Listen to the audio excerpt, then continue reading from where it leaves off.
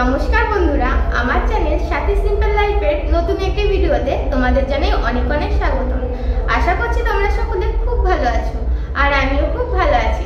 তো শুভ দীপাবলি, অনেক অনেক শুভেচ্ছা জানাই তোমাদেরকে। সবাই অনেক ভালোভাবে কাটিও পুজোটা। তো আজকে দমদমের সব থেকে সেরা সেরা পুজোগুলো আমরা তোমাদেরকে দেখানোর চেষ্টা করব, আর আমরা নিজেরাও তো দেখব, তার সঙ্গে তোমাদেরকেও দেখাবো। আর হ্যাঁ, ভিডিওটা শুরু করার আগে এটা বলে রাখি, তুমি যদি আমার চ্যানেলে নতুন হয়ে থাকো প্লিজ আমার চ্যানেলটাকে সাবস্ক্রাইব করতে ভুলো না, আগে সাবস্ক্রাইব করে নিও। তো চলো যাওয়া যাক। আমরা তো নিজেরাও দীপাবলিতে সেজে উঠেছি, তার সঙ্গে আমাদের গোপাল সোনা আর বাড়িটাকেও সুন্দর করে সাজিয়ে তুলেছি। সবার প্রথমে চলে আসলাম আমাদের পাড়ার পুজো মণ্ডপে। এটা হয়েছে দমদম লক্ষ্মীনগরে, তোমরা চাইলেও কিন্তু চলে আসতে পারো।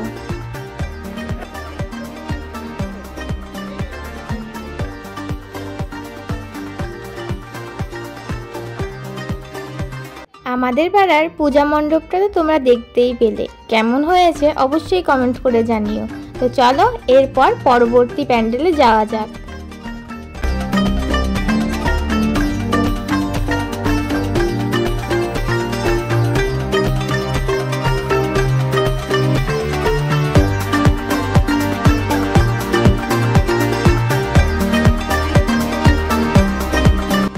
হ্যাঁ, তোমরা ঠিকই ধরেছো, এটা হচ্ছে মায়াপুরের ইস্কন মন্দির। এখন আর ইস্কন মন্দির দেখতে মায়াপুরে যেতে হবে না, তোমরা চাইলে কিন্তু দমদমের বুকে এসেই এই ইস্কন মন্দির দেখে যেতে পারো।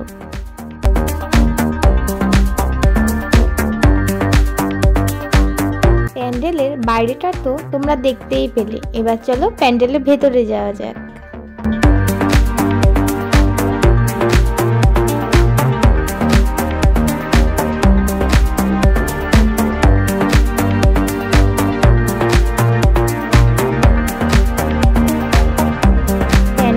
বাইরেটা যেমন সুন্দর হয়েছে, ভেতরটা তো অসাধারণ হয়েছে, আর ঠাকুরটা তো কোনো তুলনাই হবে না, তোমরাও দেখে নাও।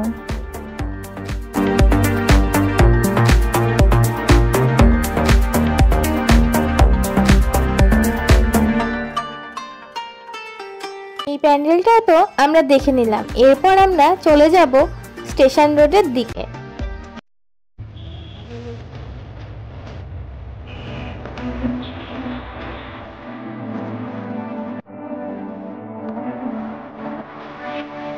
তখন তো অনেক ঘোরাঘুরি করলাম, এবার চলো ভিড়াটির সঙ্গে একটু আমরা তালে তাল মিলিয়ে নাচ করে নিই।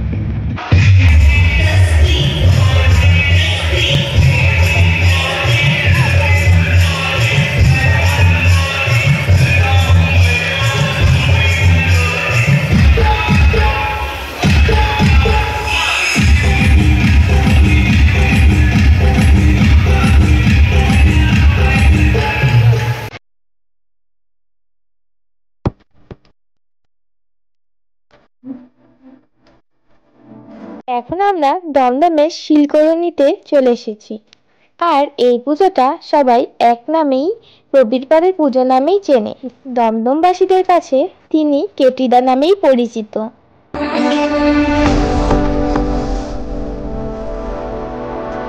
আর এই বছরের পূজা থিম হলো ভ্যাটিকান সিটি।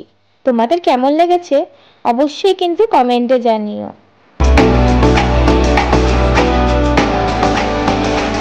বাইরেটা তো আমরা দেখতেই পেলাম, এবার চলো ভেতরের সাজসজ্জাটা একটু দেখে নেওয়া যাক।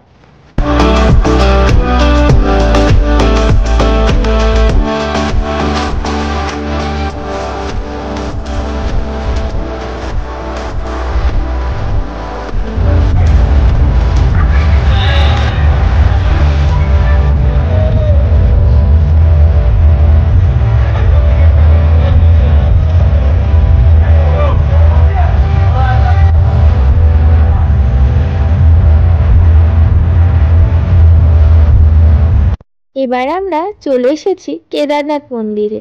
তো চলো পাহাড়ের বুক দিয়ে মন্দিরের ওপরে যাওয়া যাক।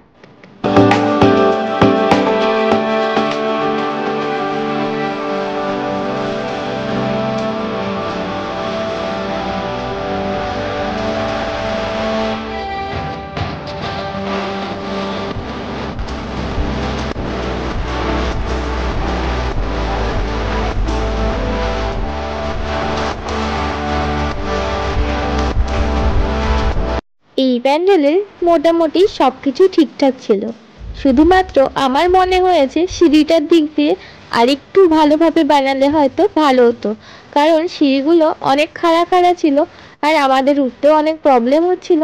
আর সিঁড়িগুলো অনেকে যখন উঠছিল একসঙ্গে অনেক নড়াচড়া করছিল, তো এতে একটা দুর্ঘটনাও ঘটে যাওয়ার সম্ভাবনা ছিল।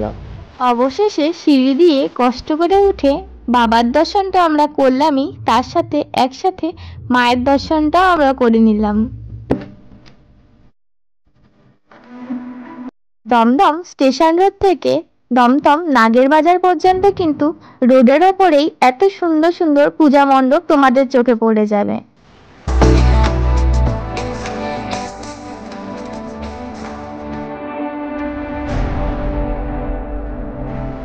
আমরা এখন চলে এসেছি দমদম জিটিআর এর উল্টো দিকে আমরা সবাই ক্লাবের 14 নম্বর ওয়ার্ডের পূজা মণ্ডপে। তো চলো ভেতরে যাওয়া যাক। আর পুরো পূজা মণ্ডপটাই মাটির প্রদীপ দিয়ে তৈরি করা হয়েছে, দেখতে কিন্তু অসাধারণ লাগছিল। তোমরা কি বলো?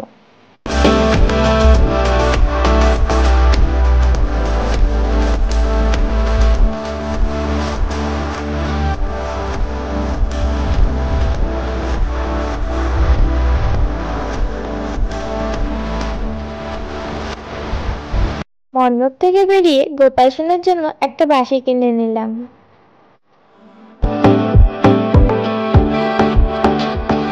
এরপর আমরা চলে আসলাম দমদমের 12 হাত কালী ঠাকুর দেখতে, যাকে আমরা বড় কালী নামেই চিনি। আর ভেতরে গিয়ে মায়ের দর্শন পেতেই কেন জানি না গায়ের লোমগুলো দাঁড়িয়ে গেছিল আর গাটা হঠাৎ ভার হয়ে গেছিল। যাই হোক বন্ধুরা, আমি এই ভিডিওটা এখানেই শেষ করছি। যদি তোমাদের এই ভিডিওটা ভালো লেগে থাকে তাহলে ভিডিওতে অবশ্যই কিন্তু একটা লাইক কমেন্ট শেয়ার করে দিও। আর হ্যাঁ, চ্যানেলটাকে সাবস্ক্রাইব করতে ভুলো না বন্ধুরা। আবার তোমাদের সাথে দেখা হবে পরবর্তী ভিডিওতে। ততক্ষণ তোমরা ভালো থেকো, সুস্থ থেকো।